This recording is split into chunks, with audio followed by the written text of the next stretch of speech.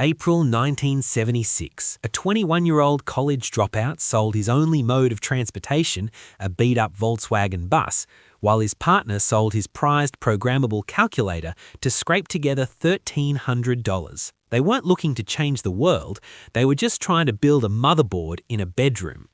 Within 4 decades, that garage project would metastasize into a $3 trillion digital sovereign, a company with more cash on hand than the United States Treasury and a religious following that spans the globe. But the sleek glass stores and the minimalist white boxes hide a legacy of brutal supply chains, planned obsolescence, and a visionary founder who governed through fear and psychological warfare. This is the story of the bitten apple that redefined human obsession. The origins of Apple are often draped in the soft glow of Silicon Valley mythology.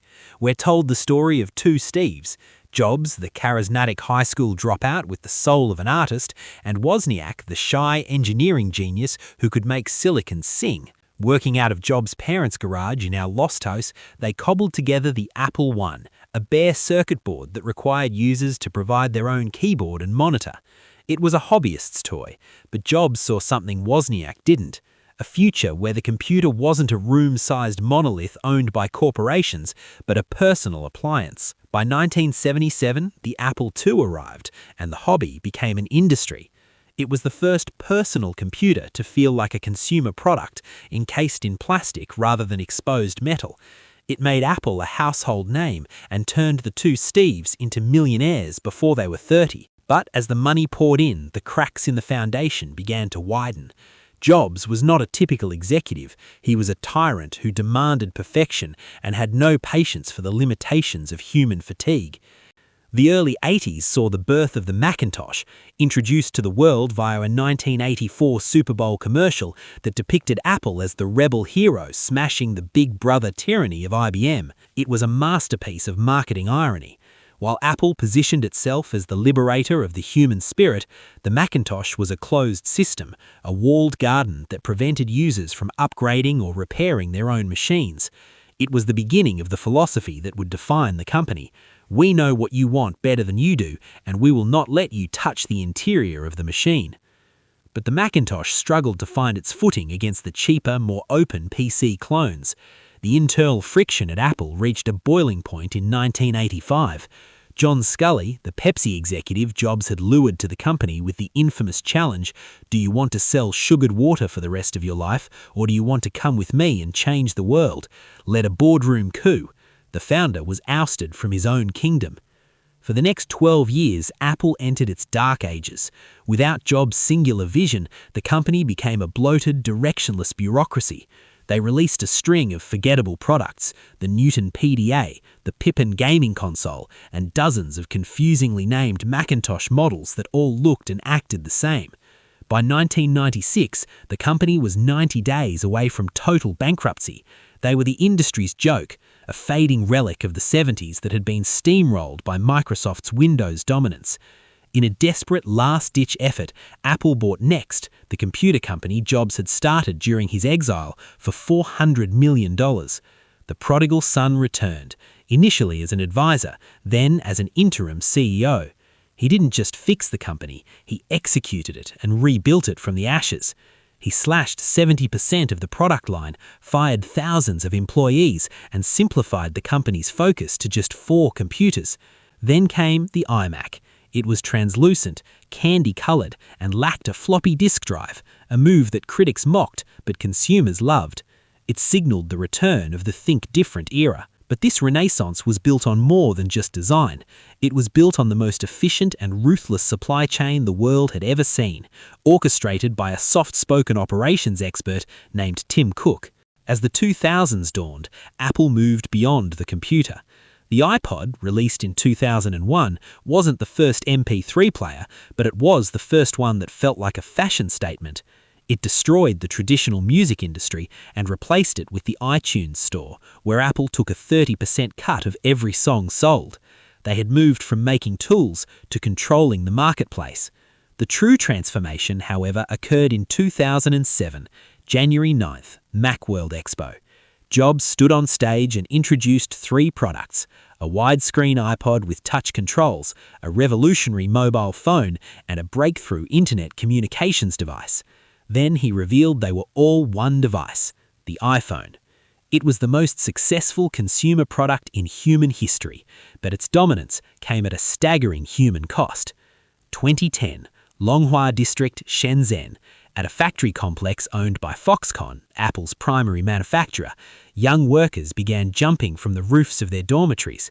The facility was a city unto itself, with its own police force and fire department, where workers laboured in 14-hour shifts for poverty wages to meet the global demand for the iPhone 4. Apple's response wasn't to slow down production or significantly increase pay. Instead, they pressured Foxconn to install large grey safety nets around the buildings to catch the falling bodies. The machines had to keep running. The world wanted its new glass toy, and the supply chain would not be interrupted by the inconvenience of human despair. This dark underbelly extended to the environment.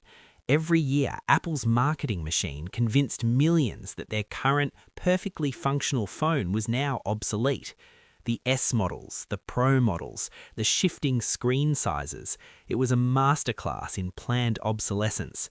Millions of tons of e-waste filled with lead and mercury began piling up in landfills in Ghana and China, the toxic legacy of a company that styled itself as the greenest in tech. Even the way Apple managed its money was a feat of dark ingenuity. They pioneered the double Irish with a Dutch sandwich, a complex tax avoidance scheme that allowed them to funnel hundreds of billions in profits through shell companies in Ireland and the Caribbean. For years, they paid an effective tax rate of less than 1% on their international profits, depriving governments of billions in revenue while sitting on a cash pile larger than the GDP of most nations. Steve Jobs died in 2011, leaving the company to Tim Cook. Under Cook, the innovation engine slowed, but the profit engine accelerated. Apple transitioned from a hardware company to a services empire. They locked users into an ecosystem so tight that leaving became a logistical nightmare. The walled garden became a digital feudal system. If you wanted to sell an app, a book, or a movie to an iPhone user, you had to pay the Apple tax. They became the gatekeepers of the digital economy, using their power to crush competitors and dictate the terms of modern life. In the 2020s, the company faces a new set of challenges. Antitrust lawsuits in the United States and Europe are threatening to tear down the walls of the App Store. The company is under fire for its cozy relationship with the Chinese government, often censoring apps and moving user data to state-controlled servers to maintain its access to Chinese manufacturing and markets. The irony is complete. The company that once urged us to think different and break the status quo has become the ultimate status quo, a massive, immovable infrastructure that monitors our health, tracks our location, and controls our finances. The modern Apple is a study in contradictions. It is the company that advocates for user privacy while fighting the right to repair movement that would allow consumers to fix their own devices. It is the company that produces beautifully designed products while its manufacturing partners struggle with labor rights. It is a brand that sells the dream of creativity and freedom, yet operates with the cold, calculated efficiency of an algorithmic overlord. We have reached a point where we cannot imagine a world without the bitten apple. It is in our cars, our ears, our homes, and our bedside tables. We have traded our privacy and our autonomy for the convenience of a seamless interface and the social status of a titanium frame.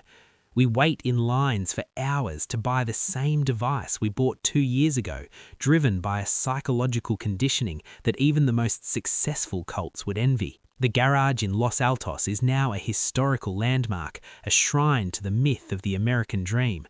But the reality is far more complex than a story of two guys and a dream. It is a story of global domination, of exploiting the many for the luxury of the few, and of a brand that managed to turn a consumer electronics company into a secular religion. Apple didn't just change the world, it consumed it.